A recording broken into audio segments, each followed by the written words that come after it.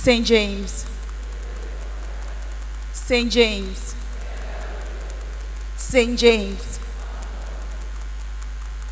I'm very humbled to be here this morning to talk about a topic that's very topical in all countries, blood donation, because blood connects us all.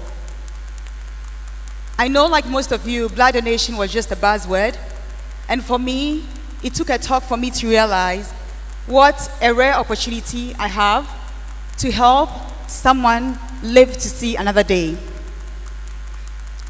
When I heard the statistics, it was very scary. 1 out of 3 of us will need blood at some point in our life. So it means that if you turn to the person on your left and the person on your right, one of you will be needing blood at some point, and that's very scary. Some surgeries have had to be postponed in the hospital because there's no blood. Mothers and kids are dying every day, and even more scary, as a country, we have never, ever met our blood requirement, which is just 1% of the Ghanaian population. Now, through the nationwide campaign she spoke about, I had the opportunity to go all 10 regions in Ghana, from Bolga, Wa, Tamale, all the way down south. And I met some very unsung heroes. There were people who had donated at least 70, 80 times. There were some rare blood donors, which meant that they've given their numbers to the hospital. So when a patient comes and the patient is in need of that blood, they call the person, Kofi Ama Pacho Brawa Yehiao. And so there's some people who are doing that. There was a family of donors, all of them from father to the kids are donating. And at that point she was 16. She just couldn't wait till 17 to start donating so she can help people survive. The unfortunate thing is blood cannot be manufactured. So it has to come from you and I. And it's a very priceless gift. And until we do that, a lot more people are going to die. Last, in 2016, like I said, we just need 1% of the Ghanaian population. So about 270,000 people. And of that, only 160 gave. But what is even more disheartening is that of the 160, only 60,000 was voluntary. Voluntary means what you are going to do next week. The other 100,000 was replacement. You have to bring somebody to come and replace the blood. So your great-grandmother is sick, bring 4 family relatives to come and replace the blood. So even if it had been for the replacement, a lot more people would have died. There was a couple who had been trying to get pregnant for a while. It took about 7, 8 years for them to get pregnant. And when they finally did, the lady got some complications. She had to be rushed from Tema General Hospital to Kolebu. And she needed 2 pints of a certain blood type. They didn't have it, but they had it ready for somebody else. But because hers was more urgent, they gave it to her so that they could quickly replace the other person. But unfortunately, she couldn't make it. So just imagine, you've been waiting to have a baby for like 8 years, you finally do, and the husband loses the mother, well, the wife, and the baby. And these stories we hear every day. I want you to please take an appeal for blood very personally going forward, because a lot of times it sounds very distant till you hear somebody, a relative, wanting some. This month in particular, the month of Lent, is a very great opportunity to really show love. I know when the bidding prayers, one of the prayers was, let's pray for the sick, the poor, and the needy. We say this, but do we really mean it? Fortunately for us, we have an opportunity to help the sick. There's so many people on the hospital bed right now, and you go there, and every day when the blood bag comes, they are hoping that mojano ebesumiso, because ansunoswa na chese onyankwa the next day obeko. And you know, there's more blessing in giving than receiving. So even as a donor, as you are giving blood, there's so many benefits for you, because the blood in us gets old after every 90 days. So it's even in your interest to get rid of the old one and get new one. And if it's going to get old anyway, then why don't you give life? Even more importantly, once you donate, within 2 to 3 days, just by drinking water or some beverage, the blood comes back. So if you're going to get fresh blood, you're going to be healthier. It's going to reduce your risk of heart diseases, your risk of cancer, going to make you more fit. Then why not give life? Now, some people, not everybody can give blood for whatever reason. Some might be scared. Some might not be within the age of 17 to 60 or beyond 60. But this is a community affair. And I want you to realize that even if, due to health reasons, you can't give blood, you can also support the cause. You can encourage somebody else to give on your behalf. You can come and volunteer when others are giving. You can decide to buy, a few bottles of water, a few tins of milk, and support.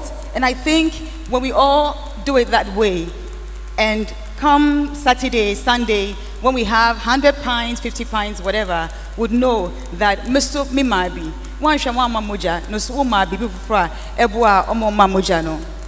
to put things in perspective, Kolebu Teaching Hospital alone needs about 200, 300 pints. A pint is like a sachet.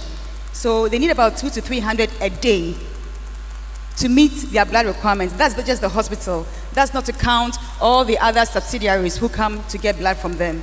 So even if next week St. James does 100, yes, it's going to help the blood bank a lot. But that's why we constantly have to keep giving, because blood also expires in 35 days. So even if we got 2,000 today, within 35 days it's going to expire.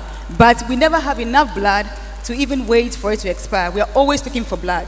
So I want you to please encourage people to give blood, consider it, and like I said, if it's just a little pinch, because it just feels like a little injection, the process itself is not that scary, because otherwise you'd have heard a lot of people screaming on the beds when they're giving blood. But as you can see, people are just happy, taking selfies, relaxing, and that's it. Once the needle goes in there, it's not. And you have very qualified people doing that. So I want you to challenge yourself this Lent. Do something amazing. Do something you've never done before. Do something that's going to touch people's lives. And if that's all you do this Lent, I'm sure God will be very happy with you, because He knows you were scared. He knows it was challenging. He knows it didn't come easy. And you're going to be blessed. So please be sensitive. And after Mass, I'll be there if you have any other questions. But I want to thank you in advance for taking this step. I know you've done it before, but I want you to do it again, and again, and again, and again, because the blood bank needs you. Thank you on behalf of all the donors out there, on behalf of the recipients. Sometimes you have people as young as 2 weeks, babies needing blood, mothers needing blood. Let's give blood. It's meant to circulate. So on behalf of all the recipients in the hospital right now, waiting for you to donate, I'm saying thank you in advance, St. James. God bless you.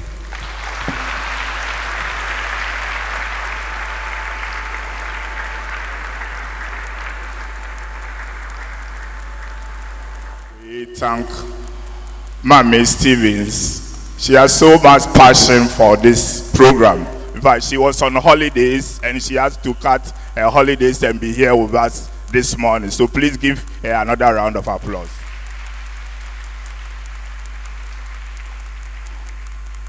Yeah, we are in Lent, but today is the 11th of March, and as you see on the screen, today starts World Glaucoma Awareness Week. So as healthcare personnel, specifically as ophthalmologists, we are supposed to at least make you aware of that condition so we know how to prevent it.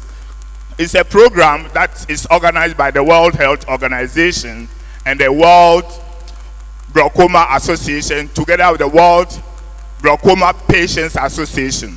It's actually to alert people about the disease called glaucoma, so that we can all go and have screening done. So the screening, the theme for this year's World Glaucoma Day is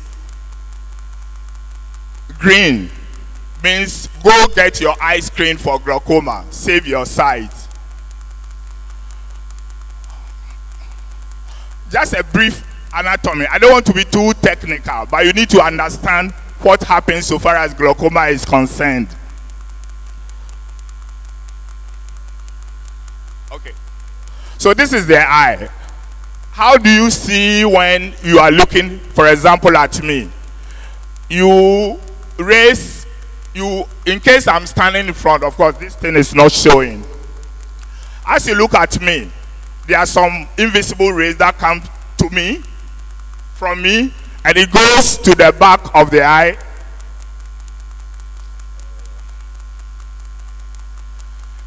It goes to the back of the eye. I can't show you very well. But at the back of the eye, we have what we call messengers. The messengers are supposed to send messages to the brain, where the center of vision is located. In the eye, we have different types of fluids. But one particular fluid that causes glaucoma gives nutrients to the eye. And in some of us, there is some form of obstruction through the pathway through which fluid is supposed to live. At the same time, fluid is being produced. So it's like you have a gutter, it's raining, and there's blockage, and the water cannot flow. Meanwhile, you still have water coming from the top. So this water builds pressure in the eyes, and it disrupts or it destroys the messengers of message to the brain. And besides the messengers that is destroyed, it destroys their house as well. So what is glaucoma? Glaucoma is a disease that destroys the messengers that send images to the brain so we can see. Besides that, it's a condition that destroys the houses of these messengers. When this happens, it causes some form of visual loss. We have two types of vision. As I stand here, you can see me straight on, but as you are looking at me straight on, you can see the people on your sides without turning your head. That is normal vision. That means that we have a central vision that is straight, and we have a peripheral vision that is your vision that is on your sides without turning your head. When you have glaucoma, the first messengers that are destroyed are the people who are responsible for our surrounding visions, not our central vision. And because of that, people don't know they are losing their vision, because we only pay particular attention to our vision in front, not recognizing our vision on the side. Glaucoma happens to be the second cause of avoidable blindness in Ghana and in the world, and it is the first cause of irreversible blindness in the world. There are two main reasons why glaucoma comes about. As I've said, it is as a result of high pressure in the eyes. The pressure damages the messengers and the houses of the messengers.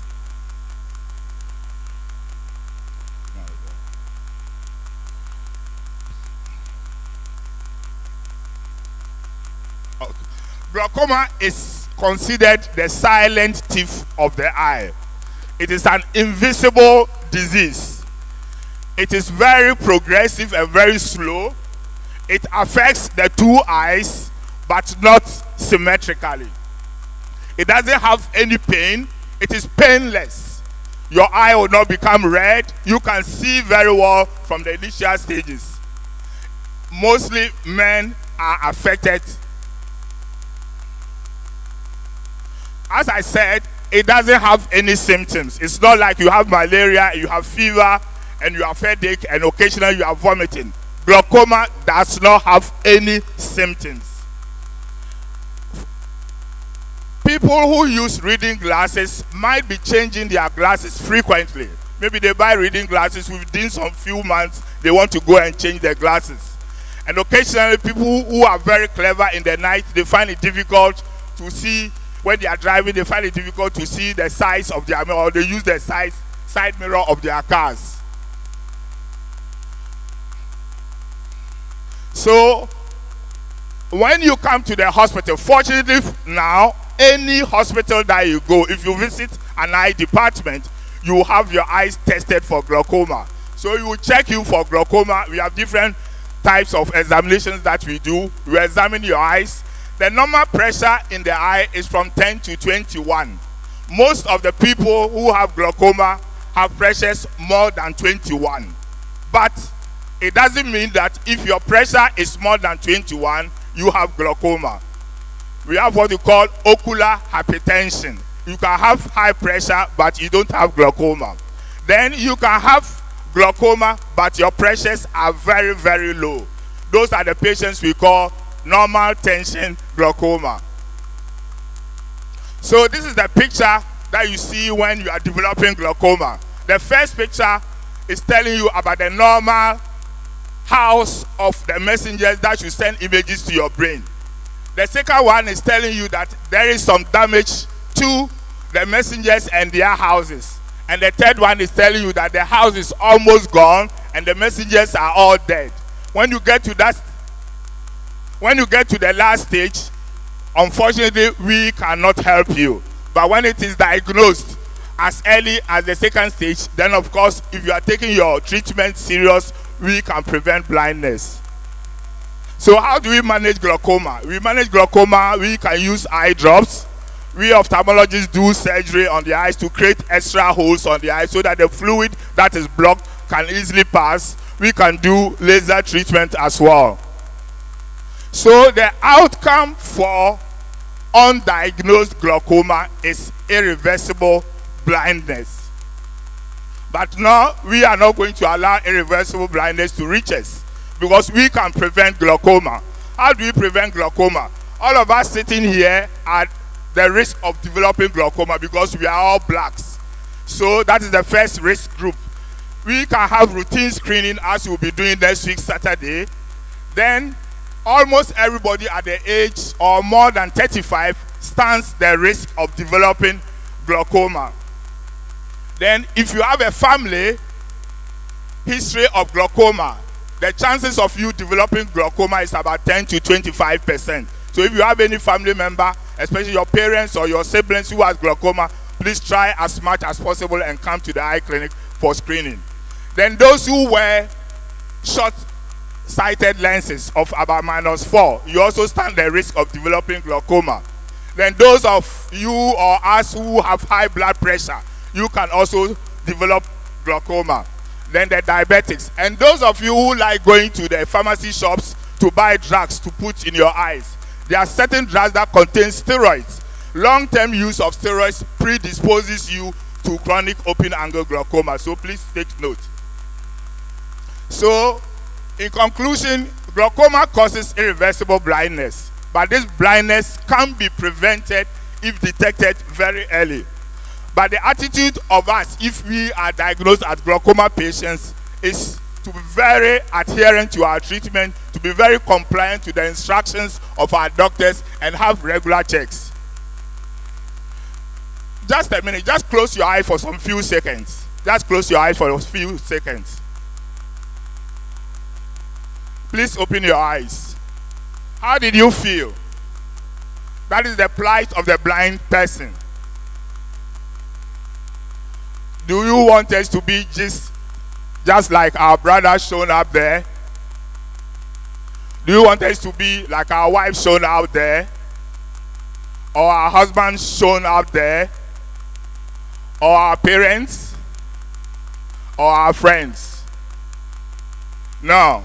But we members of St. James community will beat invisible glaucoma. So that when Father Daniel or Father Prince are delivering the homily, we will be excited and be seeing them and walk out cheerfully. Thank you.